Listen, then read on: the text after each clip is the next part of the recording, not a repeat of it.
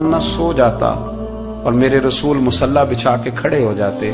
او یار کھیتی باڑی کر کے نہیں، محنت مزدوری کر کے نہیں. جناب عائشہ کہتی ہیں میں یہ بھی دیکھتی کہ حضور ایک آیت شروع کرتے تو ساری رات اسی کو پڑھتے، اور میری نظر جاتی تو قدم مبارک پہ ورم آ جاتا. یار نماز پڑھ پڑھ کے اتنی مشقت کر کے اتنی جد و جہد کر کے ورم آ گیا. یا رسول اللہ اتنی محنت کیوں کرتے ہو؟ فرمایا افلا اکون عبدا شکورا، کیا میں اپنے رب کا شکر گزار بندہ نہ بنوں؟ صحابہ کا ذوق عبادتوں کا، ریاضتوں کا، تلاوتوں کا، طبیعت ہے ان کی. وہ ایک دوسرے کو، حضرت مولا علی شیر خدا کرم اللہ تعالی وجہ الکریم کے زمانے میں روم کے بادشاہ نے کہا یار یہ مسلمانوں کا پتہ تو کرو، یہ آخر کیوں اتنے زیادہ مجاہد ہیں. اس زمانے میں جاسوس بھیجنے کا مزاج تھا. اب تو جاسوس پکڑا جاتا ہے، اب تو جاسوس اور جاسوسی کا شوق ویسے آج بھی ہے. عرض کروں تھوڑی سی بات اس عنوان سے. پتہ ہے کیا ہمارا مسئلہ ہے؟ ہم جہاں جاتے ہیں نا وہاں تھوڑی خوشبو سونگنے کی کوشش کرتے ہیں. وہ کیا ہے تو یہ کیا ہے تو ادھر کیا ہے تو تھوڑا سا ادھر کیا ہے. میرے رسول پاک پڑھیے درود شریف، سارے پڑھیے ذرا زور سے صلی اللہ تعالی. نبی پاک علیہ السلام نے فرمایا جاسوسی نہ کرنا ورنہ تم بندوں کو خراب کر دو. اور فرمایا اس طرح نہ ہو کہ تم کسی کے آپ کھول نہ نکلو تو تمہارے پہلے کھول جائیں. یہ جو ذوق ہے نا یہ ختم کریں، چھوڑیں. مطلب آپ کس چکر میں پڑے ہوئے ہیں؟ اتنی زیادہ توجہ کرنے کی کیا ضرورت ہے؟ نے کام سے کام رکھیں، اس میں بندہ تھوڑا سا نا آسان رہتا ہے. یہ جو بہت زیادہ ٹٹولنے والے لوگ ہوتے ہیں نا وہ بےچارے پھر عمر ٹٹولتے ہی گزار دیتے ہیں، اس لیے کہ مزاج ہی بہت پکا ہے. بوری کا منہ کھول کے اندر تک ہاتھ ڈالنا تو پھر کئی دفعہ سامنے سے بچھو بھی لڑ جاتا ہے، خرابی ہوتی. تو جاسوسی کی جاتی تھی. اس نے بھی جاسوس بھیجے کیونکہ قبیلوں کے لوگ تھے، کچھ مسلم کچھ کافر، پہچانے نہیں جاتے تھے لوگ. تو کچھ لوگ اس نے بھیجے، انہوں نے آ کے نا تحقیق کی، ریسرچ کری کہ آخر ماجرا کیا ہے. تو واپس جا کے انہوں نے رپورٹ دی نا روم کے بادشاہ کو. اس رپورٹ کا ایک جملہ بڑا شاندار ہے. وہ کہنے لگا بادشاہ ہمیں مسلمانوں کی کوئی سمجھ نہیں آئی،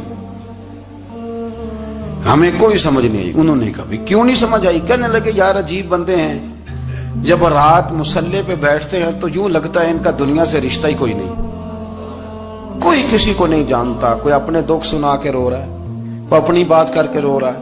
لگتا ہے کہ ان کا کوئی رشتہ ہے ہی نہیں جب مصلی پہ بیٹھتے ہیں. اور فرمایا جب سویرے یہ جہاد کرنے نکلتے ہیں تو لگتا ہے ان سے زیادہ دلیر ہی کوئی نہیں. حالانکہ جو مسلوں پہ رونے دھونے کے لوگ ہوتے ہیں وہ کئی دفعہ جہاد میں کام نہیں کرتے، لیکن عجیب لوگ ہیں کہ رات کے راہب ہیں، دن کے مجاہد ہیں، کوئی سمجھ نہیں آتی. میرے عزیز ان لوگوں نے مصلی آباد کر کے رکھا، تلاوتیں ان کا ذوق رہی، منظر روز پڑھنا، اسباق پڑھنا، وظائف پڑھنا یہ ان کا ذوق رہا. اعلیٰ حضرت بریلوی رحمت اللہ نے 1000 کتاب لکھی ہے، لیکن الوظیفۃ الکریمہ کے نام سے جو وہ صبح و شام وظائف پڑھتے تھے وہ الگ انہوں نے ان کو بیان کیا. پابندی کے ساتھ اپنی اللہ اللہ کرتے تھے. شیخ شہاب الدین سہروردی رحمت اللہ علیہ اس پر ایک بندے نے اعتراض کیا. اس نے کہا جی آپ کس قسم کے صوفی ہیں، مرید بیٹھے ہیں اور آپ وہاں نفل پڑھ رہے ہیں؟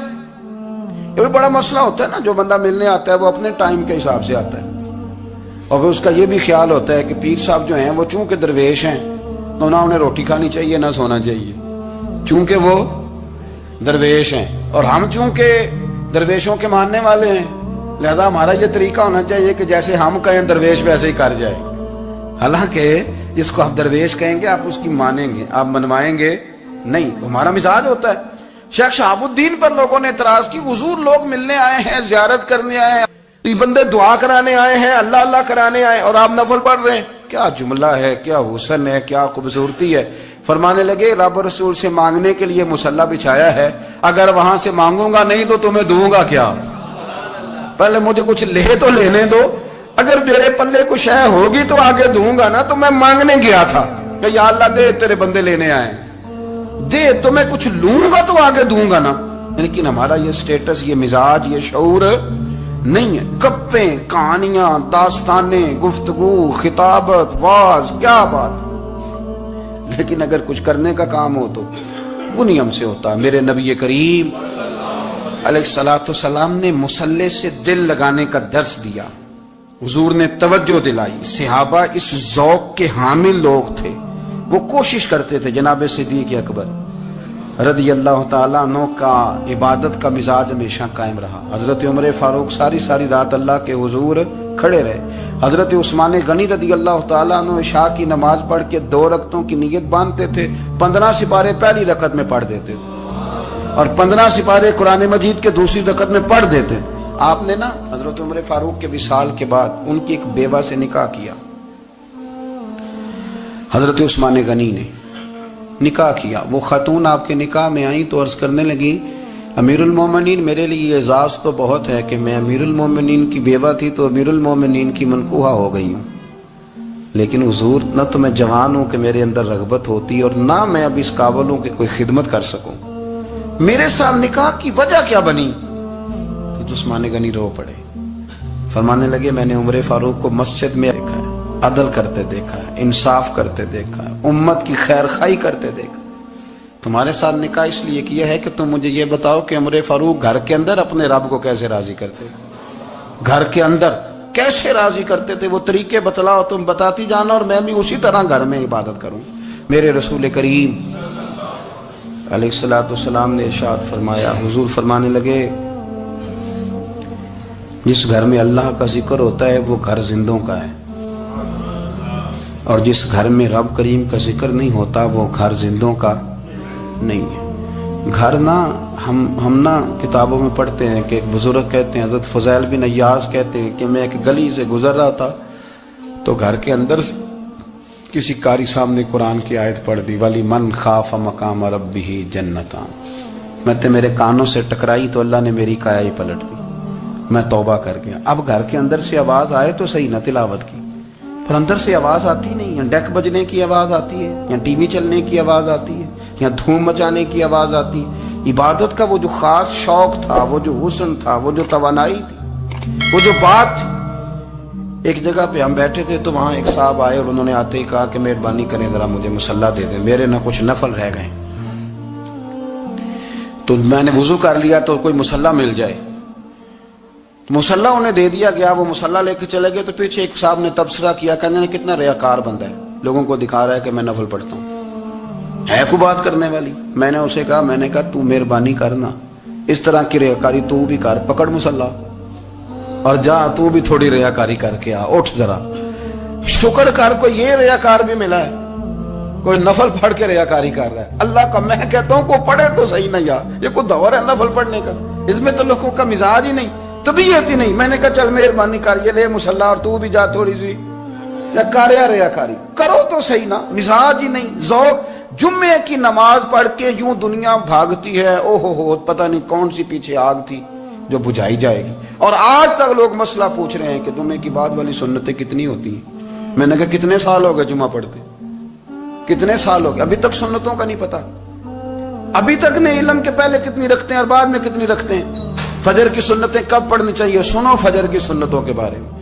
میرے رسول کریم سید عالم صلی اللہ تعالی علیہ وسلم سے ایک صحابی نے پوچھا تھا، حضور میری فجر کی سنتیں رہ گئیں یا رہ جاتی ہیں تو حکم کیا ہے، کیا انداز ہے حضور کا. بخاری مسلم کے لفظ سنو.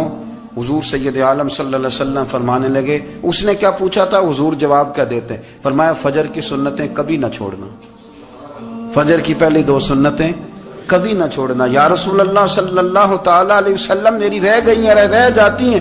فرمایا فجر کی 2 سنتیں نہ چھوڑنا. فرمایا فجر کی پہلی 2 سنتیں مجھے دنیا اور دنیا کے اندر جو کچھ ہے وہ سب سے زیادہ پیاری ہے. فجر کی 2 سنتیں دنیا اور دنیا میں جو کچھ ہے مجھے وہ سب سے زیادہ پیاری ہیں، اس لیے فجر کی سنتیں نہ چھوڑنا. اپنا ذوق، اپنی طبیعت، ہم نے نا ذوق غلط بنا لیا ہے. اگر 20 بندے کہہ بھی دیں گے تو نے بڑی شاندار تلاوت کیا تو کیا اس سے بنے گا؟ 100 بندہ کہہ بھی دے تیری کیا بات ہے، کیا بات ہے نعت خاں کی، کیا بات ہے علامہ صاحب کی، پیر صاحب کی، پیر مہر علی شاہ صاحب رحمت اللہ علیہ. آپ تشریف فرما تھے تو آپ کے ایک ہی بیٹے بابو جی جن کو کہا جاتا ہے، جس دن صاحبزادے پیدا ہوئے تو خادم نہ وہاں سے نکلا. ان لوگوں کے شوق اور طرح کے تھے نا تو ان کی توجہ بھی اپنے شوق کی طرف رہتی. تو خادم نکلا اندر سے، پیر صاحب مبارک ہو، پیر صاحب مبارک ہو، پیر صاحب مبارک ہو، پیر صاحب مبارک. وہ شور کر رہے ہیں تو پیر صاحب کو وجد ہو گیا، اللہ اکبر اللہ اکبر اللہ. وہ کیا ہوا؟ किस बात की मुबारक दे रहे हो? अर्ज की हुजूर अल्लाह ने बेटा दिया है।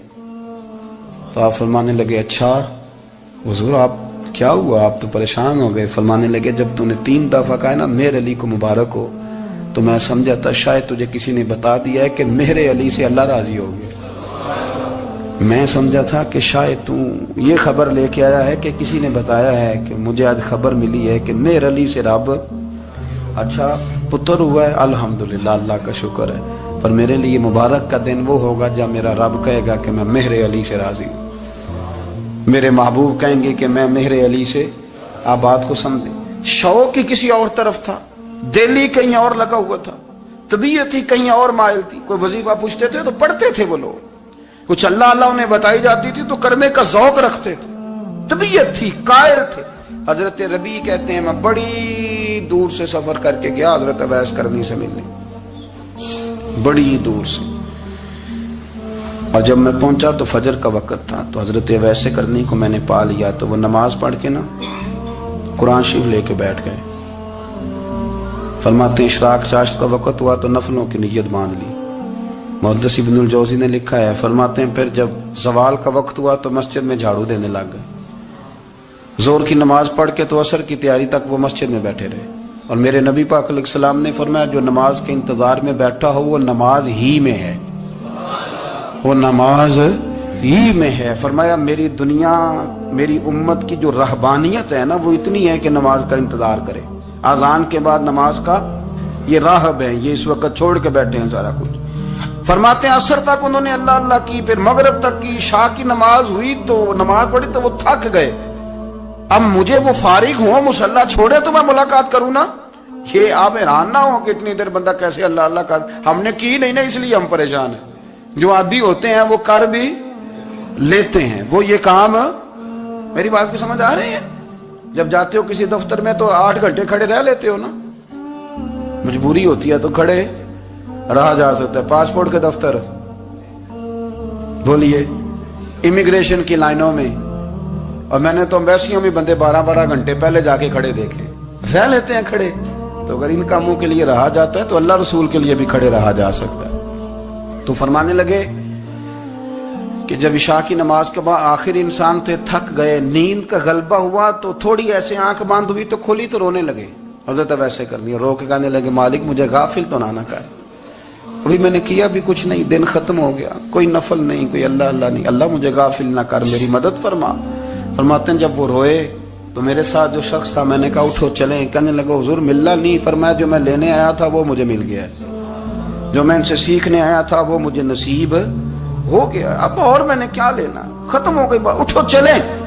अल्लाह के बंदों ने हजरत रबिया बिन काब असलमी रदी अल्लाह ताला अन्हु फरमाते हैं, कहते हैं जब बनु कुरैज़ा और बनु नुज़ैर यहूदियों के साथ हुजूर अलैहिस्सलाम ने जंग का ऐलान फरमाया तो वो दुश्मन हो गए। हमें ख़तरा था कि वो रात को कहीं महबूब को तकलीफ़ ना दें, तो कुछ लोग ना तलवारें लेके नबी पाक के दरवाजे पे पहरेदारी करते थे। गन मैन रखना हराम नहीं, अगर किसी को वाकई ख़तरा हो तो उसके लिए सुन्नत भी है।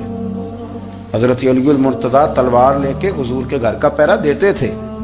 हज़रत रबिया बिन काब असलमी रदी अल्लाह ताला अन्हु फरमाते हैं कि रात मेरी ड्यूटी थी कि मैं हुजूर के घर का पहरा दूंगा। तो फरमाते हैं मैं बाहर सुन रहा था, सारी रात ही मेरे नबी पाक ने अल्लाह की तस्बीह पढ़ी, सारी रात, कभी तस्बीह, कभी तहलील, कभी तहमीद, कभी तकबीर, सारी रात। फरमाते हैं सारी रात हुजूर पढ़ते रहे और सारी रात ही मैं सुनता रहा।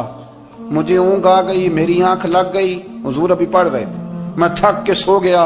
और फरमाते हैं जब मेरी आंख दोबारा से खुली तो मेरे कानों में फिर कोई चीज गूंजी, तो मैंने कान लगाया तो मेरे हबीब अभी भी अल्लाह को याद कर रहे। सारी सारी रात हुजूर रब की इबादत करते। इसीलिए तो कहा या अय्युहल मुज़म्मिलु कुमिल लैला इल्ला कलीला, हबीब सारी रात तो ना जागा कर, थोड़ा आराम भी कर लिया कर। मेरे भाई अपना मुसल्ला, अपनी इबादत, अपने वज़ाइफ, अल्लाह अल्लाह जो आपने किसी से सीखी है उसको कभी कमजोर ना होने दें। शजरा शरीफ जो किसी बुजुर्ग से आप ले लेते हैं तो क्या रस्म है कोई, उस पर कुछ लिखा होता है, वो पढ़ने के लिए दिया जाता है, उस पर लिखा होता है कि जी अल्लाह अल्लाह आपने करनी है। सारी जिंदगी किसी स्कूल में दाखिल हो गए और वहां जाके आप निसाब ही ना पढ़ें, किताब ही ना खोलें तो पास हो जाएंगे? وہ کہتے ہیں میں 20 سال جاتا رہا ملا کچھ نہیں. تو آپ نے لیا کیا ہے؟ ایک اتنی سی کتاب تھی, اس کو تو کھول کے آپ دیکھ نہیں سکے, اس کے وظائف تک تو رسائی نہ ہوئی, اس لیے کہ اللہ اللہ کرنا مشکل ہے اور تصویر کھچانا یہ آسان کام ہے. تو جو آسان ہے اس طرف ہماری توجہ لگی رہتی ہے اور جو مشکل ہے اس طرف ہم ذوق پیدا نہیں کرتے. یا ایھا الناس اعبدوا ربکم, کسی کو شریک نہ بناؤ, وانتم تعلمون, اور تم جانتے بھی ہو, تمہیں خبر بھی, تمہیں پتہ ہے کہ عبادت اللہ کی کرنی چاہیے, تمہیں پتہ ہے کہ نماز پڑھنی چاہیے, تم جانتے ہو کہ نوافل ادا کرنے چاہیے, تمہیں پتہ ہے کہ سجدے آنکھیں بند کر کے جھوٹ کی زندگی جی کے اپنے ساتھ بددیانتی کر کے دھوکہ دے کے اپنے آپ کو دائیں بائیں اپنے آپ کو کہیں مصروف رکھ کے کچھ وقت ضائع تو کر لیتے ہو, پر تمہیں پتہ تو ہے نا کہ عبادت اللہ کی کرنی, تمہیں اس کی خبر ہے. فرمایا اس رب کی, دیکھیں نا انسان پر اگر کوئی شخص نیکی کر دیتا ہے, احسان کر دیتا ہے, تو انسان اس کے سامنے پھر گردن نہیں اٹھا سکتا, یار یہ میرے مشکل وقت کا دوست ہے, اس نے میرے ساتھ نیکی کی ہے, کبھی بھی گردن نہیں اٹھائے گا, جھکا کے رکھے گا. تو اگر عام کوئی نیکی کر دے تو اس کے سامنے انسان کبھی گردن نہیں اٹھاتا, تو جو رب ساری نعمتیں عطا فرمائے, جو کہے کہ تیری تخلیق میں نے کی, تجھ سے پہلوں کو بھی پیدا میں نے کیا, تیرے لیے زمین کا بچھونا بھی میں نے بچھایا, آسمان کی چھت بھی میں نے لگائی, تیرے لیے زمین سے ساری اناج کو, پھل کو, کھیتیوں کو نکالا بھی تیرے لیے, اب تو اس طرح کر کہ تو میری عبادت کر, تو میری بارگاہ میں جھک جا. بہت سارے نشے لوگوں کو لگے ہوئے ہوتے ہیں, ہر آدمی کوئی نہ کوئی نشہ کرتا ہے, کوئی دولت کا کرتا ہے, کوئی شہرت کا کرتا ہے, کوئی اپنی تعریف کا نشہ کرتا ہے, 2-4 لوگوں سے تعریف سن کے مطمئن ہو جاتا ہے.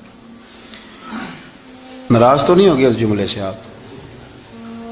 کرتے ہیں لوگ دولت کا نشہ بھی. یہ جب نقصان ہوتا ہے تو بندے بیمار نہیں ہو جاتے, پیسے ڈوب جاتے ہیں تو لوگ بیمار نہیں ہو جاتے, تو اس کا مطلب یہ ہوتا ہے کہ نشہ ٹوٹ گیا ہے.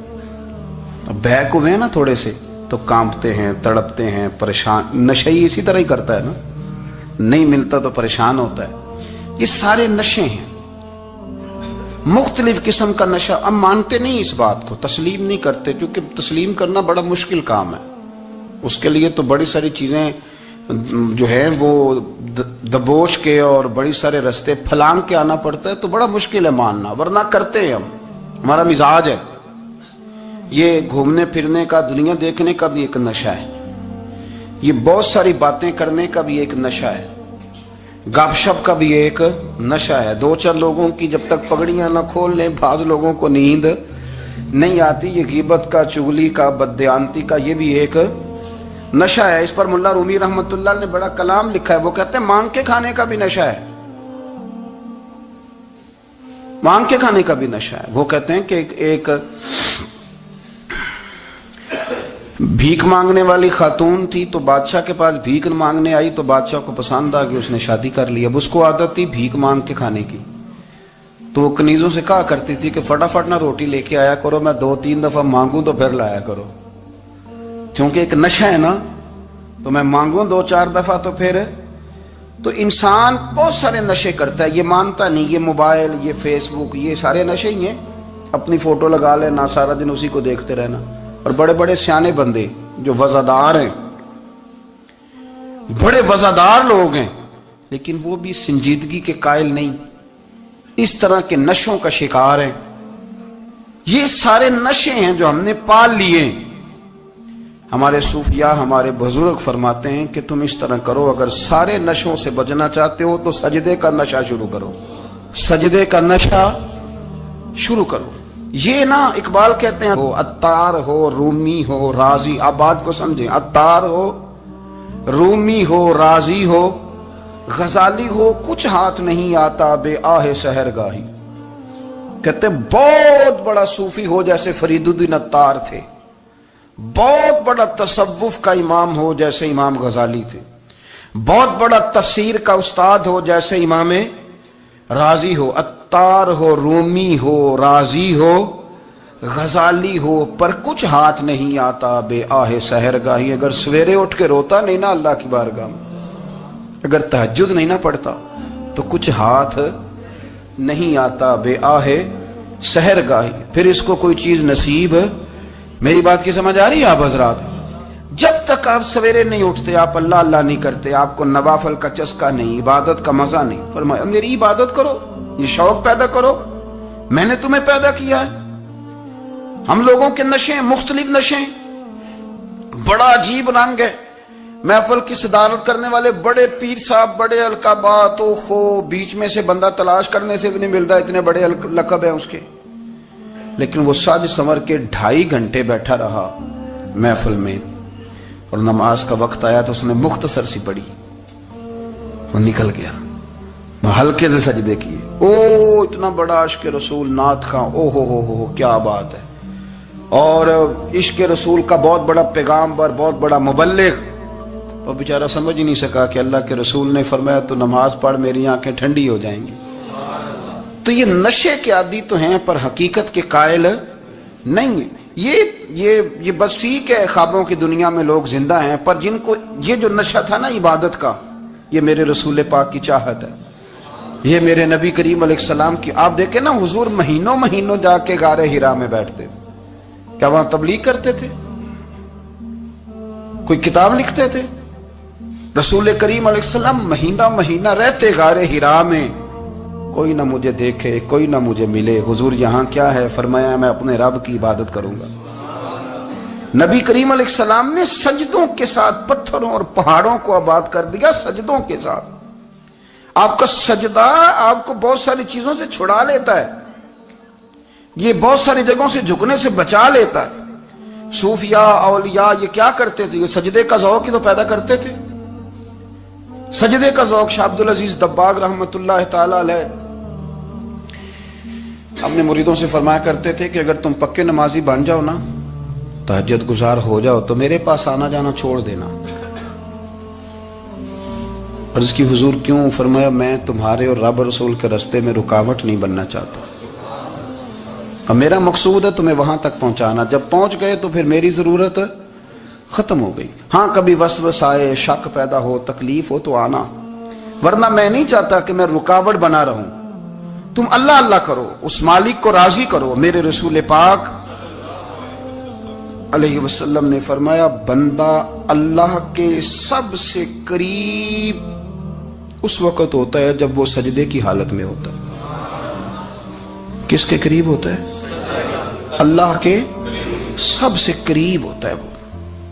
وہ بڑا نیڑے ہے رب کے, بڑا قریب ہے, اس لیے کہ وہ حالت سجدہ میں. وہ جب سجدے کرتا ہے نا اس کی بارگاہ میں, جب جھک جاتا ہے. آپ ذرا سجدے کی کیفیت دیکھیں نا, زبان بھی یہاں ہے, آنکھ بھی یہاں ہے, کان بھی, عقل بھی ساری, اس نے سارا کچھ رکھ دیا سجدے میں. آپ وہ کبھی پیچھے جائیں تو دیہاتوں میں کہا جاتا تھا ناک سے نکیریں نکالو, بہت بڑی سزا ہوتی تھی نا, ناک سے نکیریں نکالو, بڑی سزا ہوتی تھی. تو اس نے کہا مالک مجھے کسی نے کہا نہیں, پر دیکھنا میں نے رکھ دی ساری عقل سجدے میں, اور رکھ کے کہا کیا سبحان ربی یا اللہ میں پست ہوں تو اعلیٰ ہے, اللہ تو میرا رب ہے اور تو سب سے اعلیٰ. اتنا. اور فرمایا جب یہ اس کیفیت میں ہوتا ہے تو پھر یہ اپنے رب کے قریب ہوتا ہے. کثرت عبادت, نوافل. ہمارے ہاں عمرے کی قرآن اندازی محفلوں پہ ہونے لگ گئی ہے, حالانکہ حدیث سے ثابت نہیں.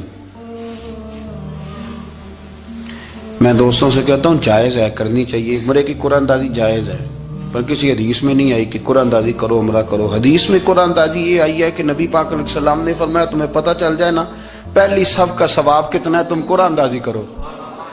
عمرے کی قرآن اندازی کا تو پوسٹر چھپتا ہے, تو یہ والی قرآن اندازی کب ہونی ہے؟ ہونی چاہیے کہ نہیں؟ حضور نے فرمایا تمہیں پتہ چلے کہ اس کا ثواب کتنا, تو تم قرآن اندازی کرو, تم قرآن ڈالو. جب آپ نماز پڑھ رہے ہوتے ہیں, جب آپ کا مصلی آباد ہوتا ہے, صلاح الدین ایوبی ایک بزرگ سے ملاقات ہو گئی, بیت المقدس پر قبضہ تھا عیسائیوں کا, تو صلاح الدین بڑے پریشان تھے. وہ بابا جی کہنے لگے پتر کیا ہوا؟ کہنے لگے حضور پتہ چلا ہے دشمن کے 2 بحری بیڑے اسلحہ لے کے آ رہے ہیں. مسلمان پہلے ہی کمزور ہیں اور اب اگر 2 بحری بیڑے اور آ گئے تو حضور مسئلہ بن جائے گا. تو میں پریشان ہوں کہ کس طرح یہ کم مسئلے والی ہماری فوج ہے کیسے مقابلہ کرے گی. تو بابا جی کہنے لگے پتر اس طرح کرنا آج رات تو بھی دعا کرنا اور میں بھی کروں گا. تو بھی دعا کرنا, آپ ناراض نہ ہونا. ہم تو پیروں والے ہیں, ہم تو پیروں کے نوکر غلام ہیں, ہمارا تو گزارا ہی نہیں, ہمیں تو ملتا ہے سارا کچھ وہاں سے. پر میرا سوال یہ ہے کہ تعویذ لینے جاتے ہو نفل کیوں نہیں پڑھتے؟ رات اللہ اللہ کیوں نہیں کرتے؟ یہ بھی تو ہمارے بزرگوں کا ہی طریقہ ہے, انہوں نے تو ہمیں سکھایا ہے. صلاح الدین ایوبی سے بزرگوں نے کہا کہ رات آج نا اللہ اللہ کرنا تو میں تیرے لیے دعا کروں گا, تو بھی دعا کرنا. تو بندہ جب دکھی ہوتا ہے تو سجدہ کرتا ہے تو پھر ہی تو مصلی بھیگ جاتا ہے, پھر ہی تو مزہ آتا ہے. سکھی بندہ تو کعبے جا کے نہیں روتا. دکھی تھے, تکلیف تھی, تو سر رکھا سجدے میں تو تڑپ گئے. اور وہ بابا جی کہتے ہیں میں مسجد آیا تو صلاح الدین چیخے مار کے رو رہا تھا اور کہہ رہا تھا مالک میں کوئی اپنی شان کے لیے تو نہیں نہ لڑ رہا, اللہ کو میں کوئی قبضوں کے لیے تو نہیں لڑ رہا, مالک تیرے لیے لڑ رہا ہوں, مجھے بے آبرو نہ کرنا, میری مدد فرمانا. کہتے ہیں میں آیا تھا کہ مسجد میں دعا کروں گا, پر صلاح الدین ایوبی کو روتے دیکھا تو میں لوٹ گیا. تو سویرے صلاح الدین ملے تو بڑے خوش تھے. میں نے کہا پتر کیا ہوا؟ کہنے لگے حضور وہ بحری بیڑے 2 آ رہے تھے نا اسلحہ لے کے, دونوں ڈوب گئے